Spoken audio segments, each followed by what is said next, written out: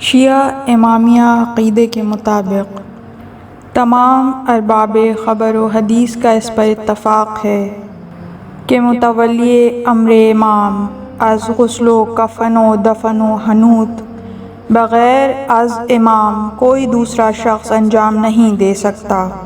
پس امام زین العابدین علیہ السلام کا باعجاز امامت باوقت دفن کربلا تشریف لانا اور اپنے پدر بزرگوار کو دفن کرنا صحیح و درست ہے۔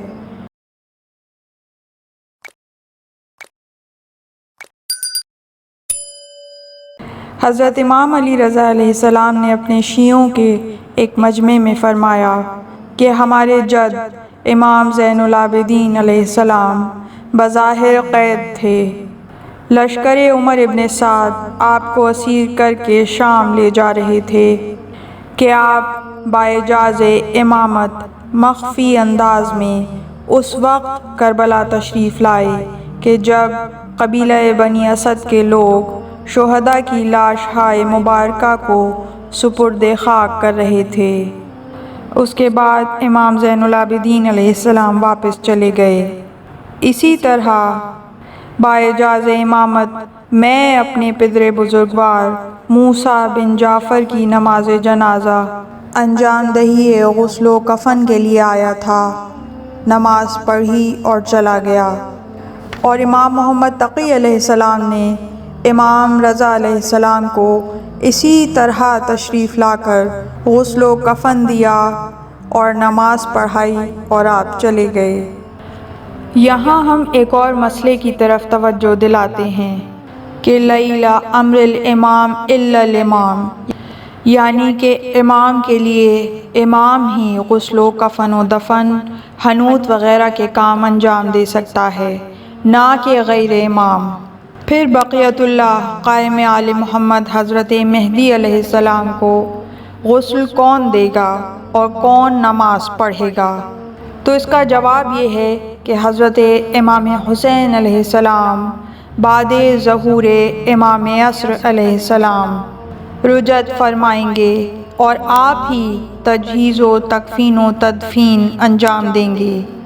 بہرحال جس وقت بنی اسد تدفین شہداء میں مشغول تھے، حضرت امام زین العابدین علیہ السلام تشریف لائے اور اپنے پدر بزرگوار امام حسین علیہ السلام کو دفن کیا، اور باقی ماندہ شہداء علیہم السلام کو پہچان پہچان کر آپ نے بنی اسد کو حکم دفن دیا، ورنہ شہداء کو بنی اسد پہچان نہیں پا رہے تھے کہ یہ کس شہید کی لاش ہے اور یہ کس شہید کی لاش ہے، اس لیے کہ تمام لاشیں سر بریدہ تھے، کسی لاش پر سر ہی موجود نہیں تھا۔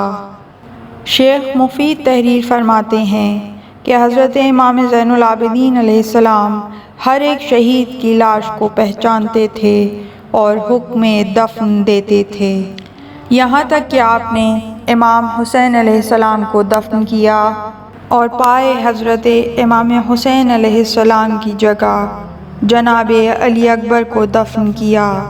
یہ وہی جگہ ہے کہ جہاں اب تربت امام حسین علیہ السلام موجود ہے، اور یہ بھی جاننا چاہیے کہ قبر امام حسین علیہ السلام اور گنج شہیداں کی وسیع قبر خود حضرت رسول خدا صلی اللہ علیہ وآلہ وسلم نے تیار کی تھی۔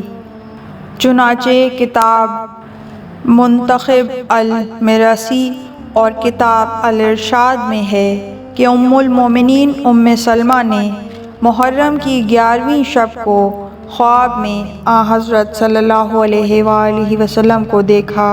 آپ گریان و محزون، گرد و غبار میں اٹے ہوئے تشریف لائے ہیں، ریش مبارک پر آنسو ٹپک رہے ہیں۔ میں نے رسول اللہ سے دریافت کیا، یا حضرت آپ گریہ کیوں فرما رہے ہیں اور کہاں تشریف لے گئے تھے؟ تو رسول اللہ صلی اللہ علیہ وآلہ وسلم نے ارشاد فرمایا، ما زلت اللیلۃ احذر القبور الحسین واصحابہ، کہ میں اس شب کربلا میں حسین اور ان کے اصحاب کی قبریں کھودنے میں مشغول رہا۔ تمام شہداء ایک ہی قبر میں آرام فرمائیں، البتہ حضرت عباس علمدار علیہ السلام کی قبر مبارک کنارے فرات پر ہے۔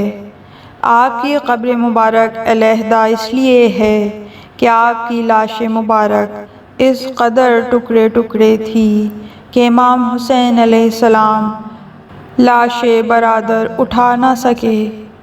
پھر آپ کو ایسی جگہ دفن کیا گیا کہ جہاں اب روضہ مبارک ہے، اور ایسا بھی وارد ہوا ہے کہ حضرت عباس طویل القامت تھے، مگر واہ حسرتا، آپ کی قبر مبارک آپ کے جسد مبارک کی بنسبت بہت چھوٹی ہے۔ زبان میں طاقت نہیں ہے کہ اس کا سبب بیان کر سکوں، کیونکہ آپ کا بدن مبارک ٹکڑے ٹکڑے تھا کہ جنہیں جمع کر کے دفن کیا گیا۔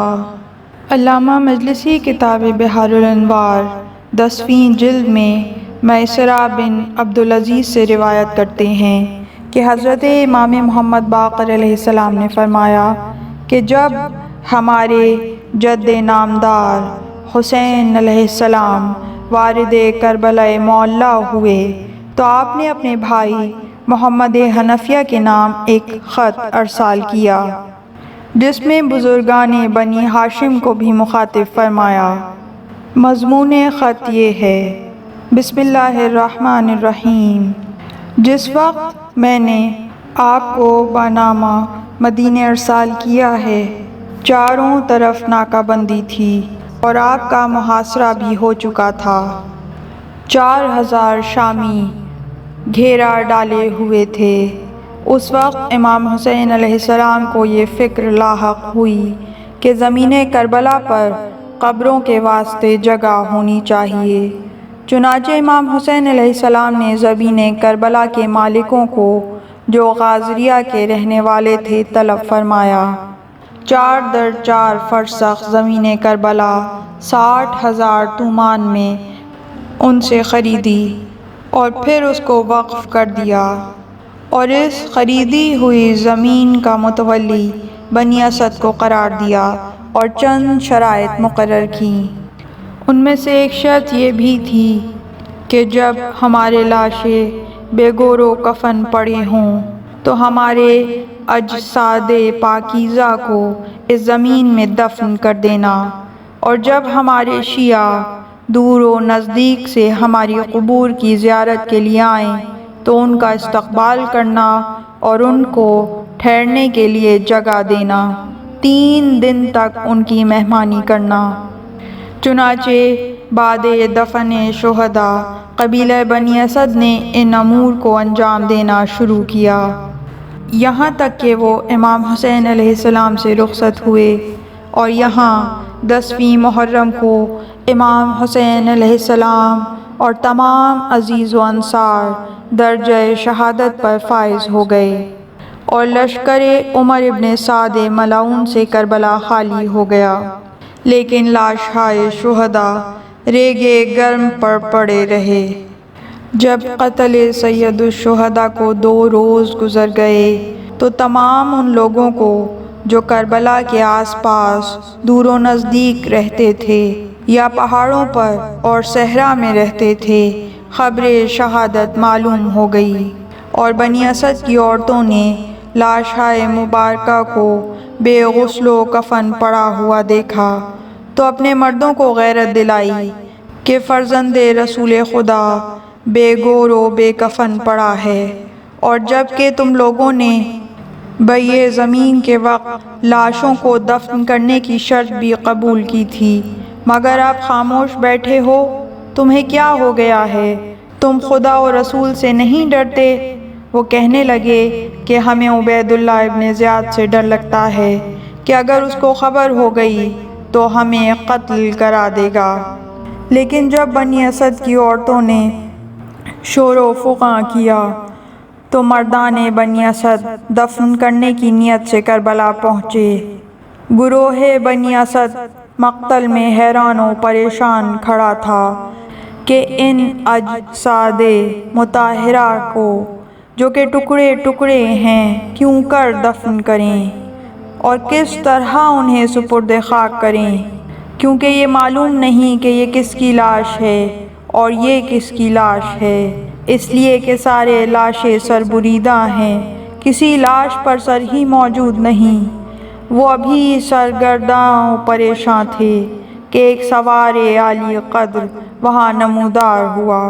اس نے شہیدوں کے لاشائے مبارک پر نظر ڈالی، مثل یعقوب نالہ کیا، سبز عمامہ سر مبارک پر تھا، مگر پریشان و درہم و برہم، آنکھوں سے آنسو جاری۔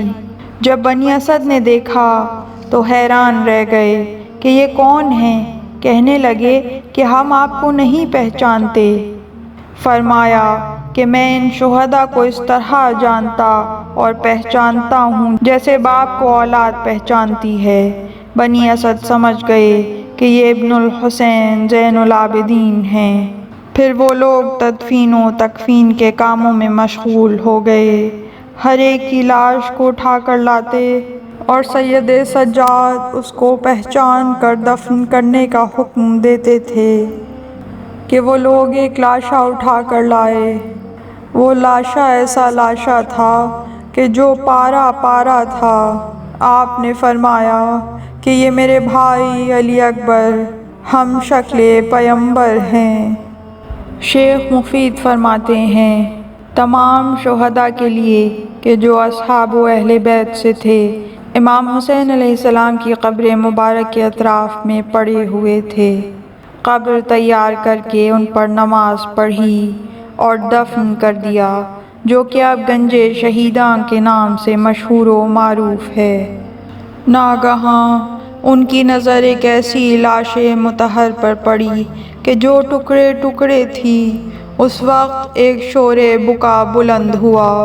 امام زین العابدین علیہ السلام سے سوال کیا، اے آقا یہ کس کی لاش مبارک ہے؟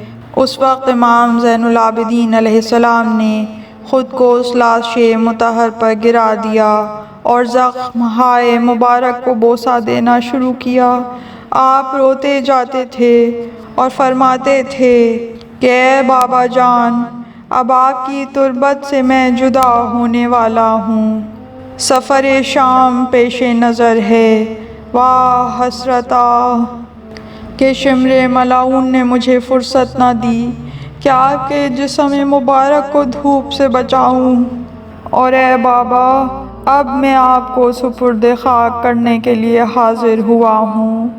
اور آپ نے لاش مطہر کو دفن کیا اور فرمایا کہ میرا غیر یعنی جو امام نہ ہو امام کو دفن نہیں کر سکتا، امام کو امام ہی غسل و کفن و حنوط دے سکتا ہے اور دفن کر سکتا ہے۔ پھر آپ نے نماز پڑھ کر جسد مطہرہ امام حسین علیہ السلام کو قبر مبارک میں دفن کیا، اور یہی وہ قبر مبارک تھی کہ جسے رسول خدا صلی اللہ علیہ وآلہ وسلم نے تیار کیا تھا۔ آپ نے شہزادہ علی اکبر کو امام حسین علیہ السلام کے پائیں مبارک کی طرف دفن کیا، کیونکہ امام حسین علیہ السلام نے وصیت فرمائی تھی، اور پھر آپ نے قبر مبارک پر تحریر کیا، ھذا قبر حسین ابن علی ابن ابی طالب۔ اس طرح گنج شہیداں تیار ہوا اور تمام شہداء دفن کیے گئے، اور حضرت عباس علمدار کو کنارے نہر القمہ دفن کیا گیا، اس طرح کہ آپ کے دستہائے بریدہ عبا کے دامن میں رکھے اور اسی جگہ دفن کیا کہ جہاں آپ گھوڑے سے زمین پر کنارے نہر القمہ گرے تھے۔